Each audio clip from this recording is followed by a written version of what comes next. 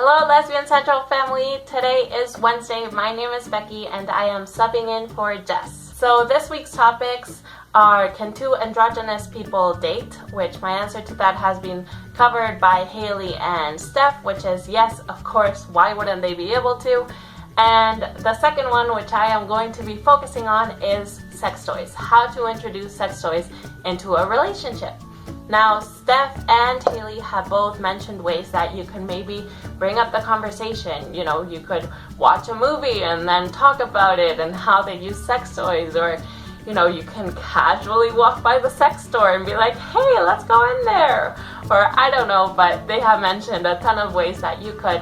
And my underlying opinion about this would be that if you are comfortable enough to have sex with someone, you should be comfortable enough to talk to them about sex.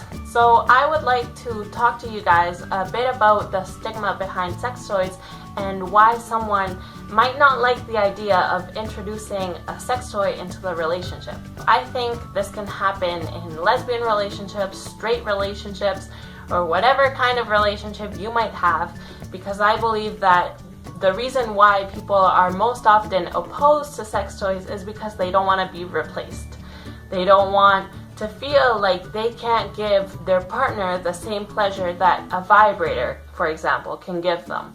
And I think it comes from that fear of not being good enough and being inadequate. So the way I see it is, if someone came to you and said, hey, I know a way that you can give your partner a mind-blowing orgasm, would you ever say, oh no, I'm not interested? No, of course not. You would say, yeah, show me the way. I want to try everything to give her the best orgasm she has ever had. So it's kind of like that. Why wouldn't you introduce sex toys that might add this, extra pleasure that you can't offer your partner?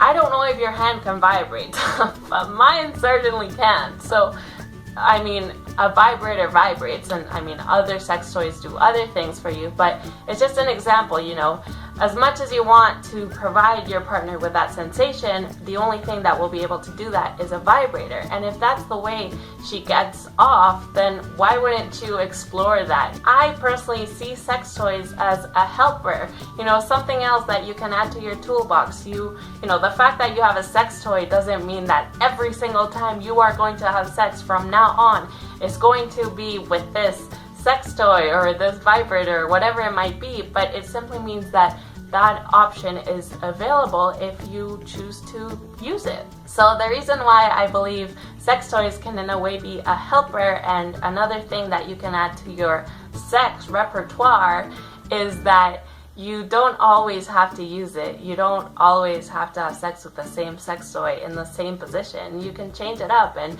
make things exciting. So after talking to your partner, and going through all the motions, then imagine you guys decide, yes, let's go buy a sex toy. What do you buy?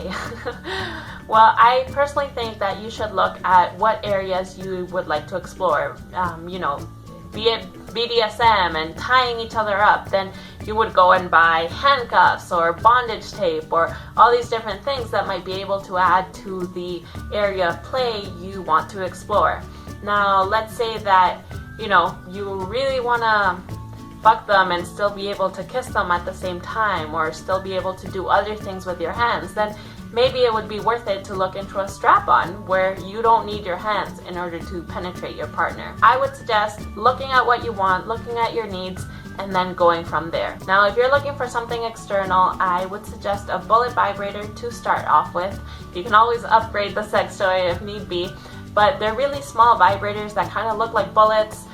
They tend to be quiet and non-threatening at all, so if you're struggling with the idea of maybe introducing a sex toy, or you just want to get used to the idea or whatever it might be, a bullet vibrator might be a good solution to start off with.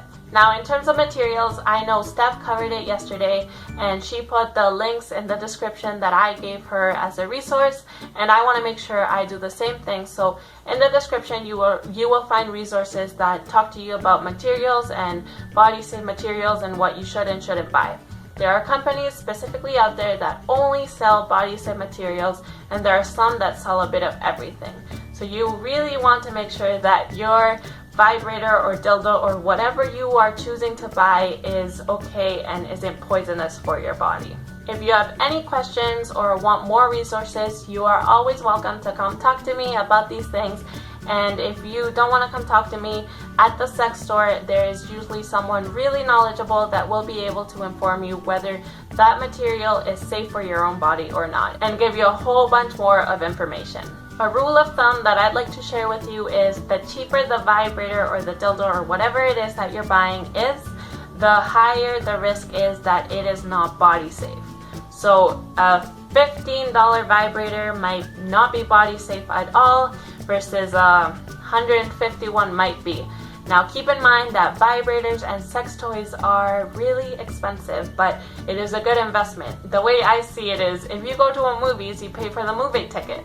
So I think of it as every orgasm that the vibrator or sex toy gives me is a movie ticket. And that way, in my head, I can justify buying a sex toy. Another tip that I would like to share with you is that, like everything else you can purchase, there are a ton of reviews on sex toys. There are bloggers that specifically dedicate themselves to trying out sex toys and giving reviews on them. So if you're thinking of buying a specific sex toy, and before making the investment, you can always look online and look at reviews of that specific product. So this is all for today. If you have any topic suggestions, like always, we are always interested in hearing about them, so write them down in the comments. If you want to talk to someone about sex toys or whatever else it might be, I'm always available for you, and all my social media links will be in the description. So unless anyone needs a sub, I will probably not be able to see you before the holidays, so I wish you all very happy holidays and enjoy your time off work or school or whatever it might be. And I wish you all a very, very Merry Christmas or whatever else you might celebrate.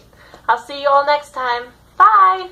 Dead from finals. I don't want to do anything. I don't even want to leave my bed, which I have not. So this video is going to be a little more simple, a little more intimate, which is very appropriate for our topic this week. So our two topics this week are, can two androgynous or masculine lesbians date? And the second one is how to introduce sex toys in a relationship. Okay, so I like both of these topics. So I'm going to say an even amount of both. Yeah? Okay. So for the first topic, yeah, of course. Yeah, like two androgynous or two butch lesbians can totally date. Same thing with two femmes can date. That's totally an option. I know traditionally people are used to seeing like a little more masculine, a little more feminine, and while that's totally okay, don't entirely rule out the whole two femmes and two butch things. Like, that's completely fine. If you like the person, at the end of the day, you like their personality, you know, you're just attracted to them, who cares really how they present themselves? It's not the biggest factor